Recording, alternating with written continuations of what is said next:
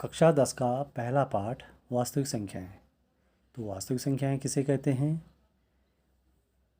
प्राकृतिक संख्या, पूर्ण संख्या, पूर्णांक, परमीय संख्या, अपरिमेय संख्याएं, जितनी भी संख्याएं आज तक तुमने पढ़ी हैं कक्षा 1 से लेके कक्षा 9 तक, वो सब की सब वास्तविक संख्याएं। वास्तव में तुमने संख्याएं पढ़ी तो वास्तविक संख्याएं हैं।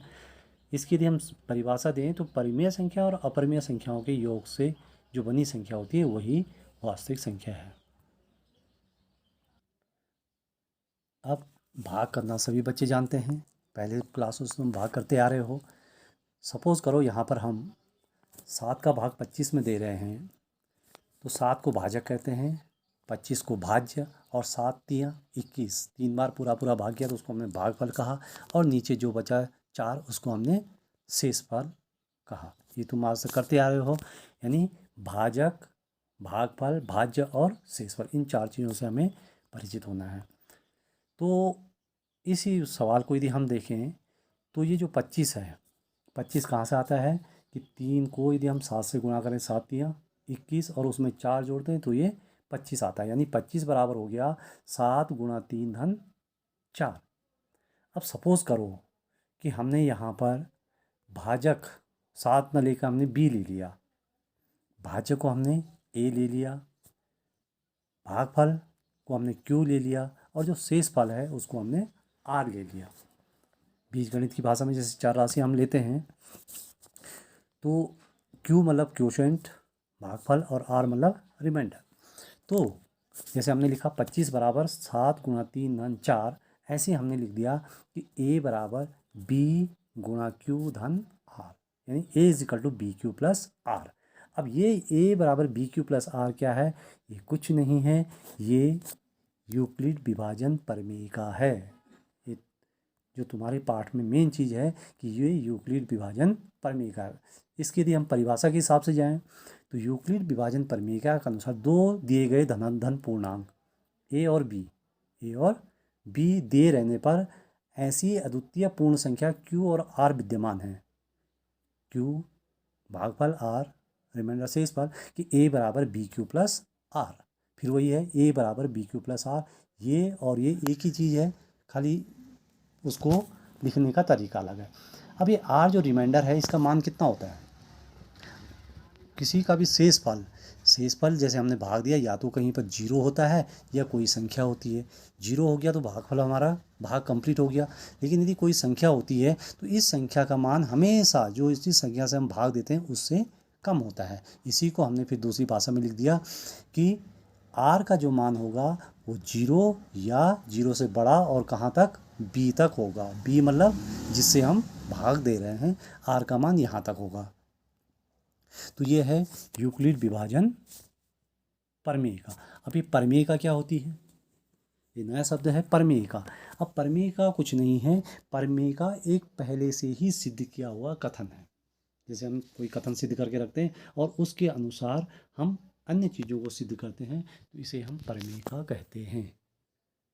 सपोज करो जनरल सी भाषा में, यदि तुम दुकान से 5 किलो चीनी, 5 किलो चावल, 5 किलो आलू खरीद रहे हो, तो दुकानदार तोल के तुम्हें जिस बाट से देगा, बाट उसके पास है, वो एक मानक है 5 किलो का, उसी 5 किलो से तुम्हें 5 किलो चावल देगा, उसी बाट से 5 किलो आलू देगा, उसी से 5 किलो चीनी तुम्हें देगा। तो वो जो 5 किलो का बाट है वो एक मानक है, बस उसी वो पहले से सिद्ध हो रखा है, उसी के हिसाब से हम और को सिद्ध कर रहे हैं। प्रमेय का यही एक चीज़ है कि वो पहले से ही सिद्ध है और उसकी सहायता से हम अन्य कथनों को भी सिद्ध करते हैं। ये हो गई प्रमेय का।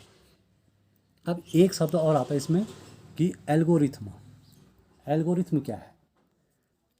एल्गोरिथम भी कुछ नहीं है कि यह एक विशेष प्रकार से किसी सवाल को चरणबद्ध तरीके से करने की प्रक्रिया को हम एल्गोरिथम कहते हैं। अब इसका भी एक जनरल सा उदाहरण देता हूँ मैं।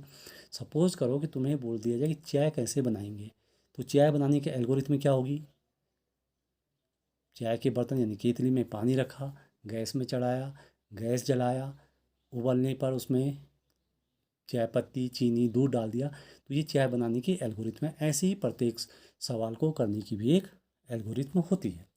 अब इसी हिसाब से यानी यूक्लिड विभाजन परिमेयिका का प्रयोग करके हम किसी संख्याओं का HCF ज्ञात करते हैं। HCF हाईएस्ट कॉमन फैक्टर, ये तुम पहले भी करते आ रहे हो, लेकिन पहले तुम अभाज्य गुणनखंड विधि से कर रहे हो, अब तुम यूक्लिड विभाजन परिमेय की मदद से करोगे। पहला सवाल है कि HCF निम्नलिखित संख्याओं का HCF ज्ञात करने के लिए यूक्लिड विभाजन एल्गोरिथम का प्रयोग कीजिए। 135 और 225 दो संख्या हैं। सबसे पहले चरण में हमने ये देखना है, इनमें जो बड़ी संख्या है यानी 225 उसको हमने लेफ्ट हैंड साइड में रख दिया और 135 को राइट हैंड साइड में कर दिया। अब यूक्लिड विभाजन एल्गोरिथम का उपयोग करने पर हम पाएंगे, हम क्या करेंगे इसमें कि 135 का भाग 225 में देंगे, 135 का भाग 225 में देंगे तो पूरा पूरा एक बार जाता है और शेष 90 बचता है।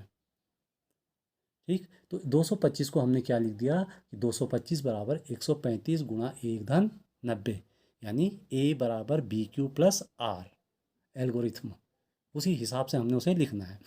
अब ये शेषफल अभी 0 नहीं हुआ क्योंकि शेषफल 90 है, इसलिए हम पुनः 135 और 90 को पे यूक्लिड विभाजन परिमेयिका का प्रयोग करेंगे। कब तक करेंगे? जब तक कि शेषफल 0 ना हो जाए। फिर हमने देखा 135 और 90 में से जो बड़ी संख्या है उसको इधर ले दिया, छोटी संख्या का यानी 90 का उसमें भाग दिया। 135 में 90 का भाग देने पर 90 कम 90 एक बार पूरा पूरा गया और शेष बचा 45। अभी भी 0 नहीं आया, तो फिर हमने 90 और 45 को फिर भाग दिया, 90 का भाग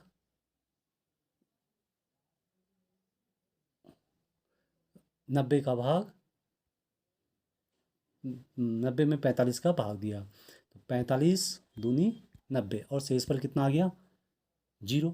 तो यहीं पर हमारा सवाल कंप्लीट हो गया, क्योंकि यहाँ पे शेषफल 0 हो गया तथा इस स्थिति में भाजक 45 है, अतः दिए गए धनात्मक पूर्णांक 135 और 225 का HCF बराबर 45।